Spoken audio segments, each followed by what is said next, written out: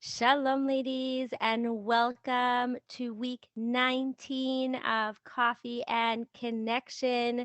Very excited to connect with all of you with my coffee and dive more into this story of Esther and what we can learn from her as we get ready for Purim, which has snuck up on me. I don't know about all of you, but Baruch Hashem, it's very, very soon and gearing up for a 3-day celebration over here. So at what can we learn from Esther? I mean, it's just so amazing how much there is to learn from her. And we're only, we're focusing on one specific aspect of her. And we'll just continue that conversation that we started last week, but just to sum it all up and really help us put into perspective what we're going to talk about today. What's so amazing about Esther is that until a certain point in the Megillah, all we see from her is that she's very passive. We see her doing whatever she's told to do. She's taken to the palace. She marries, she does whatever she's told, right? She says she just doesn't do anything except what Haggai tells her to do. And she takes just what she's told to take to the king. And she's taken to the king against her will. And then she becomes married to the king. She becomes the queen, and the the way she's shown to be so passive, she does whatever Achashverosh tells her. She does whatever the Sarisim tell her. She does whatever Mordechai tells her to do, right? She doesn't tell anyone who she is because that's what Mordechai told her. And there's even a midrash that shows how passive she was, that it says that she would go from Achashverosh to the mikveh to Mordechai, right? The midrash that talks that she was married to Mordechai discusses how she was so passive in her marriage to Achashverosh that she could go between the two of them without a problem, even though usually a woman can't be with two men, right? As soon as she would have married Achashverosh, she would have been invalid in her marriage to Mordechai. No, because she was so passive, she was still allowed to be with Mordechai. All of that changes as soon as she hears this one line that Mordecai tells her. When Mordecai says to her, "Who knows if this is why you were chosen as queen?" And all of a sudden, she becomes the woman that everyone is listening to. She tells Mordecai what to do. She tells Achashverosh what to do. She's calling the shots for the Jewish world and for the whole world, right? She becomes the woman telling Achashverosh what choices he should make, who his closest ministers should be. She jumps into action and becomes a very active participant, a very active woman. But she does it all with such grace and such beauty that Ahasuerus can't help but listen to her. And she does it with such strength that Mordecai can't help but listen to her. Everyone can see, everyone can feel her strength and her authority comes from such a feminine place.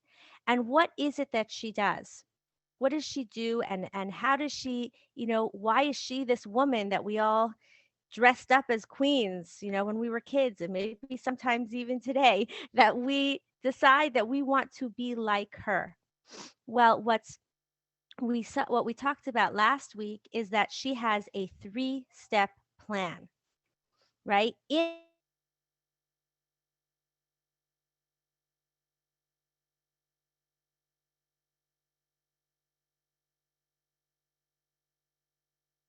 husbands have made some crazy decision that we don't understand and that makes us upset, and we'll have to deal with it and we'll have to pay for it. And how dare you do this to my family, right? How could you talk that way about my mother? And what would we do? Storm into the palace, storm into his room and say, "What are you doing? What's going on?" But she doesn't do that. Even though she takes action, she says our first piece of action is to stop and catch our breath, right? Catch our breath spiritually, and we can learn from that to catch our breath in every way. Because if she had just gone into Ahasuerus's room in that time, if she had just stormed in and say, "How dare you do this to my people?" What would that have accomplished? As opposed to when she takes 3 days to reflect, to get reconnected to Hashem, to do tshuva, to to compose herself. The result is that when she actually goes into that room, when she walks into that chamber, uninvited, it says in some of the sources, it talks about that Ahasuerus was so overcome by her beauty that he had to be revived. He passed out. He like, he what's like he was lovesick. He had like a heart attack out of his just like desire for her. She was so beautiful in that moment. And she was so scared and so weak that she was like leaning on her attendants, and yet the beauty that she exhibited in that moment was so amazing that Ahasuerus was breathless, right? Literally. So what we see is that when she took in that moment, right? Whereas in that moment, many of us would shut down or move forward and attack and cry and say, how could you do this? She took that moment to stop and refocus, to stop and nourish herself. And this is what then gave her the strength. This is what gives us the strength to then move forward and not just get what we need done, but get it done with strength and grace. Get it done in a way that it accomplishes something. That moment when we have so much to do, if we just go and do it, right? So either we'll scare everybody in our path, or we'll be so stressed in the way that we're doing it that we're not really accomplishing so much. And when we take that time to stop and refocus and center ourselves, we actually, if it's something we have to say to other people, we'll express it in a way that they can hear it better, because we're not coming from that emotional state. We're coming from a calmer and more dignified way of expressing ourselves that then actually allows us to be heard. And when we have to accomplish things, it just means that we're just much more productive when we're not as stressed out and caught up in the moment. And when she goes to Achashverosh, she she goes in that, she's terrified, but she doesn't go, like we said, she doesn't go right away. She is Even when she does go, she realizes that she has to make a plan, right? She has to go in a way that he is going to hear what she has to say. And so, like I said, she doesn't just run in there and say, "Why did you do this? What were you thinking?" But she comes in and in her calmness starts to call the shots, right? She tells him, "I'm inviting you to a party, right? I know I shouldn't be here, but I'm here and I'm inviting you to a party." And he says, "Of course, whatever you say," right? And he's, "Get Haman, we're going right now." And in that state of calm, and in that state, you could say, even of, she put herself into a vulnerable place by going into the palace, where we're told, into his throne room, we're told she was literally taking her life in her hands. She could have been killed, but she went in that, she put herself out there in in a vulnerable way. And actually, we learned from that moment when she went in that state, that's when she could no longer go back to Mordecai, because she was in that moment giving herself to the king. She was saying, "I'm here. I'm your wife."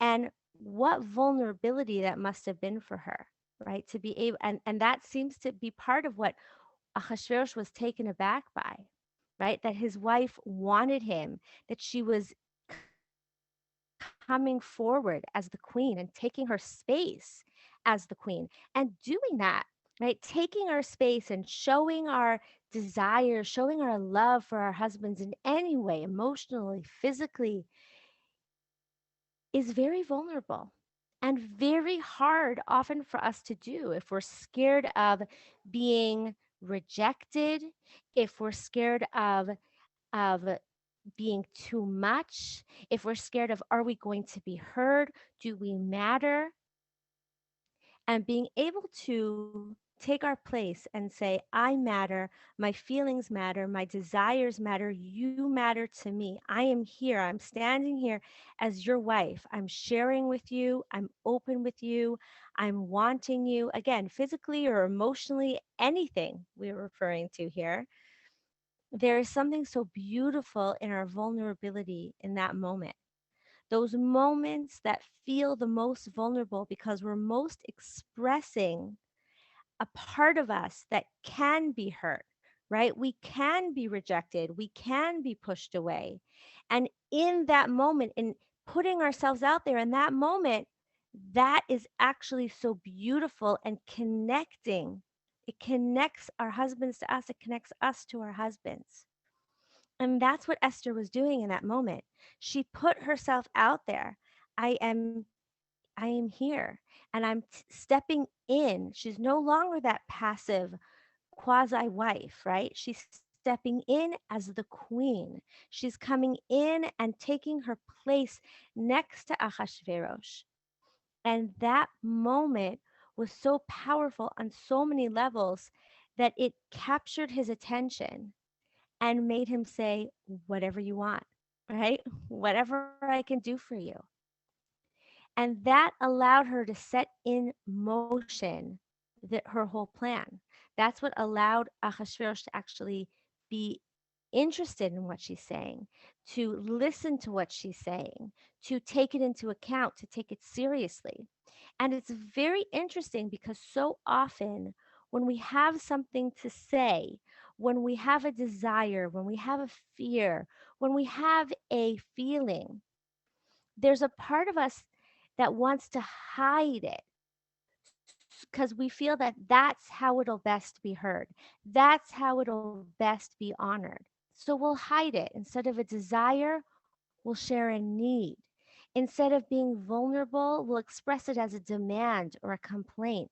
Instead of expressing a fear, we'll express it as a fact, right? Instead of it being, I would love to go out, or I'd love to spend time with you, or I would love to us to go on vacation, or it would be like, we'll say something like, don't you need to get away? Right? Wouldn't it be good for you to get away? Or I need to get away. Or, you know, um, it's that there were some, it seems that couples are supposed to get away, instead of a fear of I'm scared we don't spend time with each other, we make it a demand. We have to spend time together. You don't spend time with me. And although it feels less vulnerable, it is less vulnerable, it's less scary, it's also less connecting. And it's in those moments when we can say it in a vulnerable way that we are most attractive and most heard. And for ourselves, we're being authentic and connecting. And that's what we see Esther was able to do. She went into that throne room in her vulnerable state. She went in her, you know, showing herself to the king as I'm here, right? I'm making myself now available to you. I'm taking initiative in this relationship. And then when she was then able later on, when she expressed herself and said, this is what's happening, and I'm scared that, my people are going to be killed, the king listened. He heard her. Now, this takes us to the third part of her plan, which was so beautifully executed by her. Now, before we get to that, I just want to make a disclaimer, right? Esther was married to Ahasuerus. He was not a good guy, right? He's not a good guy. He's known to have a temper problem, a drinking problem. He's known to take, to make decisions quickly and based on other people as well. He doesn't necessarily make his own decisions, and he'll take people's advice and just make decisions really quickly. And we know that like he was not the best person, right? He the this what was going on in Persia was not a great place, right? We don't have very many laws about sexuality in Judaism in the end of the day, but some of them that we do are basically don't be like the Persians, right? This party that they were having was not just a drinking party, okay? There was he was not somebody we'd look up to and say, "Oh, Esther was so lucky to be married to him," right? That's not necessarily the please right? That's not the case for us. Many times our husbands may do something we don't understand, we don't get, we don't like, and we have the ability to say, he's a good guy. He's a good guy. Just right now, I don't agree with him. Right now, he's doing things differently than I would do them.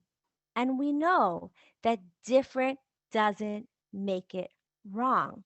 So we can try to understand them and express our feelings without feeling like we have to go around manipulating them into what we think the way Esther did. So, what can we learn from Esther if the truth is that we don't want to learn to be manipulative the way that she was? What we can see from her is that she wasn't just I mean she did she was a little bit manipulative, but she used her deep sense of empathy to be able to know how to best handle it. She knew her husband. She knew how he would most likely react. And so she used that information to help her figure out what to do, figure out how to act. What that means for us is that when we look to understand our husbands, when we look to have empathy, when we look to get them, right, to understand them, and I'm not talking about mind reading here, I'm talking about looking to understand them and who they are based on what they say, based on their actions, and taking out of it our own stories, right, which can definitely be hard. When we can do that, we can deal with so many of the frustrating situations that happen, right? When we understand our husbands, the way they think, the way they react, their amazing qualities in our cases, and also their triggers, just like she knew Ahasuerus's triggers, right? He gets jealous. He doesn't do well with anger. He doesn't like, he gets suspicious. She used all of that. When we can understand our husband's triggers and the way they handle their stress, then when they're doing something that we don't like, something that we don't agree with, we can get curious and we can ask ourselves three questions. Now, I'm just going to reiterate before we do this, we may first have to take that pause, right? Remember, Esther took a pause. We may have to pause and calm ourselves down and work through our own emotions, right? To be in a more relaxed place. But then when our husbands are reacting and not being the way that that ideally we think they should be, or when our husbands are not acting in a way that we like, they're doing something that's bothering us, we can ask the first question, which is what is this for him? What's going on for him? If he's acting in a way that seems mean or upsetting to us, what's bothering him? What's really going on for him? Like what's being triggered within him right now? Not to make his actions okay, but to try to understand. And we may even ask him, what's going on? What is this about, right? What's upsetting you? What do you want right now? Try to understand him, right? What's really bothering him.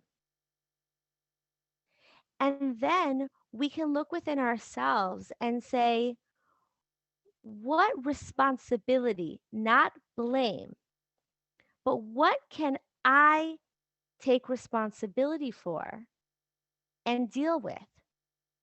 Okay. It's very important when we each get upset. I mean, think about a time that you got upset at your husband, right? Even if it was all about you, really you were upset and it was your story, it was your frustration and you were reading into something, you were upset and you're taking it out on him. What's so powerful for someone to be able to do in that moment is to show you that they hear you, to show you that they understand, to show you that they get that you're upset. So if there's something that we can take responsibility for, even something little, we can say, it's true. I did forget to do X, Y, and Z, even if that doesn't make it okay for everything he's doing. You don't have to apologize for the whole thing. You could just take responsibility for your piece. Or if there's really nothing you did wrong, or it really doesn't make sense for you to apologize, you can look to say, I understand that you feel that way. I can understand why that bothered you. You're showing him that you understand. You're showing him that you're with him in one of those two ways. And number three, you can then let him experience his emotions. Let him be in his emotional state. It's very interesting. I think almost every woman that I speak to, if not a majority, okay, let's say a majority of women, because I don't like generalizing, a majority of women I speak to tell me one thing about their husbands, right, among other things, but there's one common theme. Something like, my husband's not emotional. He's not in touch with his emotions. He doesn't express himself emotionally. He doesn't communicate. And then when our husbands are emotional, how do we react? Is it okay for your husband to be emotional? Very often I hear women then telling me, when my husband is emotional, when he's upset about something, or when he's worried, or when he's scared or sad, I tell him, you shouldn't be worried about that. How dare you say that to me? What's wrong with you? Where's your emuna? I can't believe you said that. Right? We get very bothered when our husbands are emotional, right? We're kind of stuck in this catch 22 these days. We want our husbands to be emotional, but do we really? Right? We have a hard time letting them be emotional.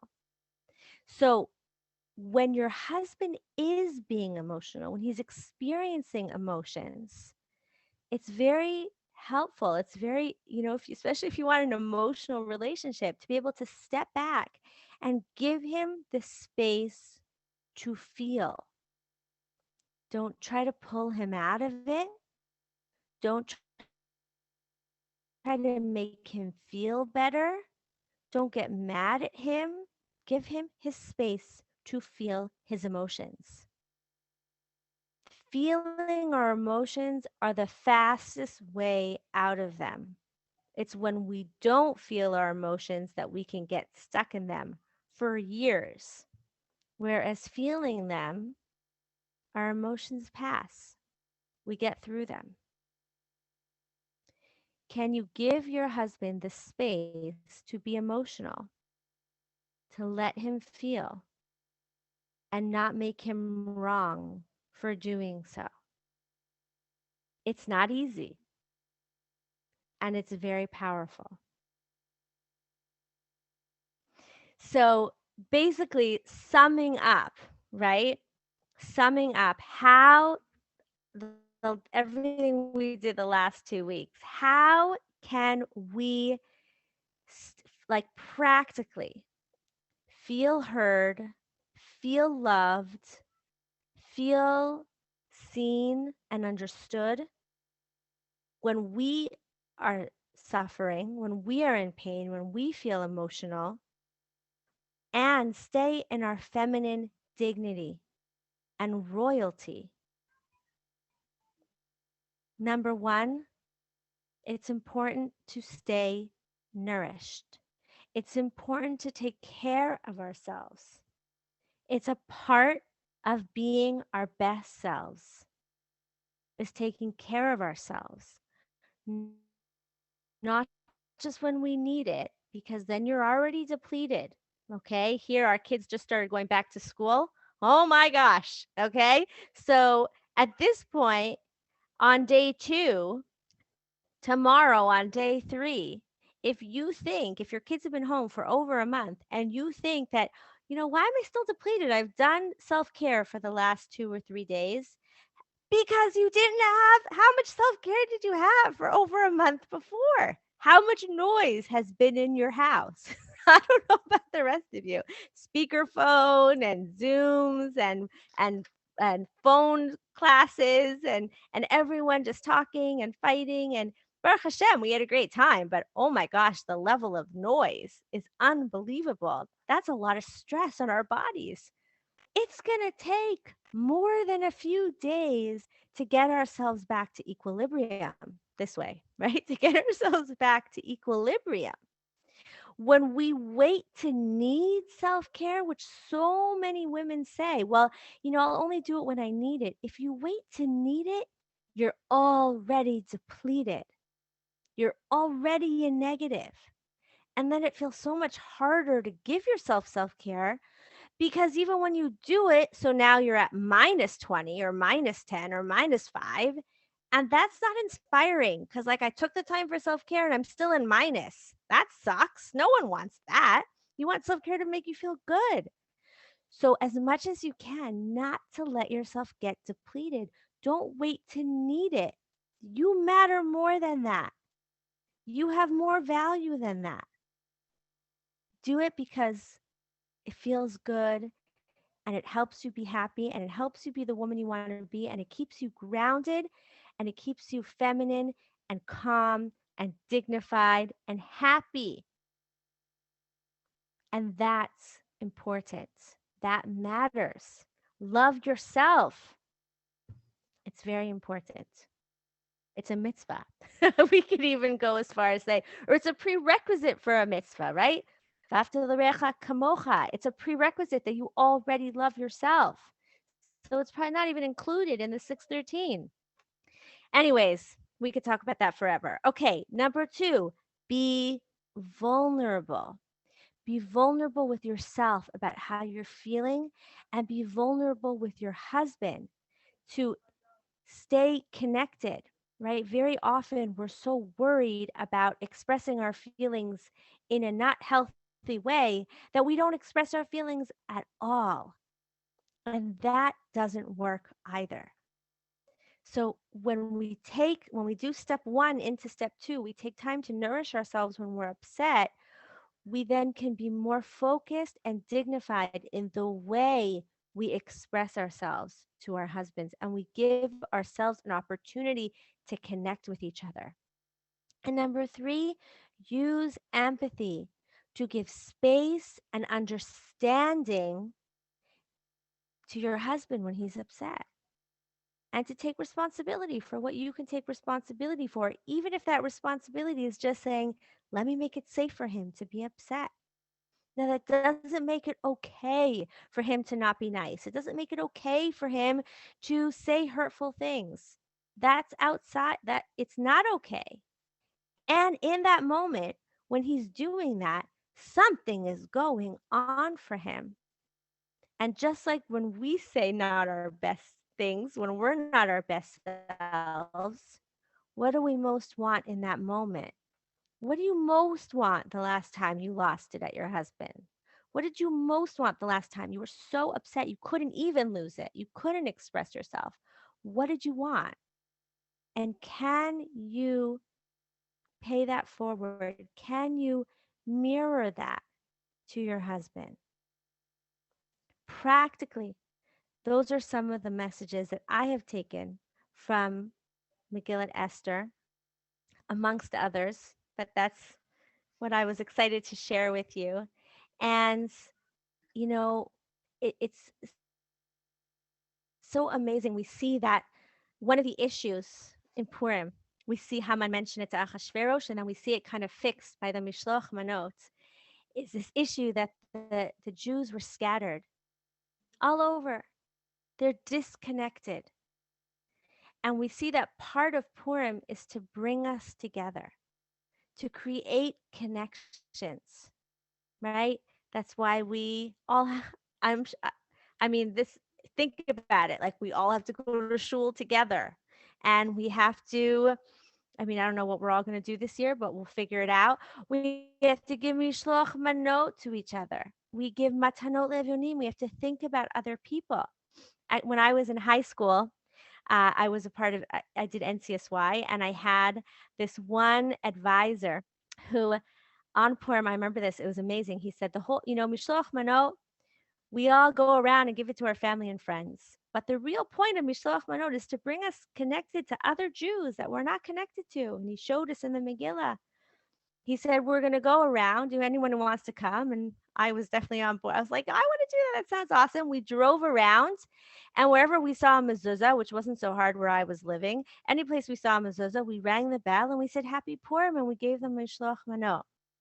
It was amazing, right? There's something so, that's what Purim, that's part of what Purim is about, is connection, connecting us to people.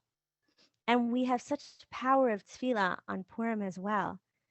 So I give us all a bracha that on Purim, we should build our connections. We should daven for more connection.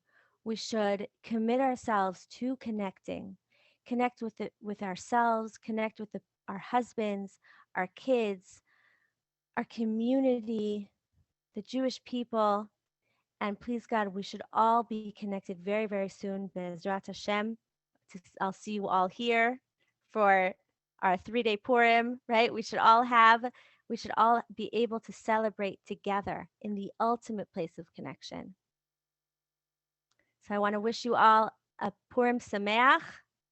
And until next time, until next week, may we all be blessed to live, love, and be loved with all our hearts. Goodbye for now.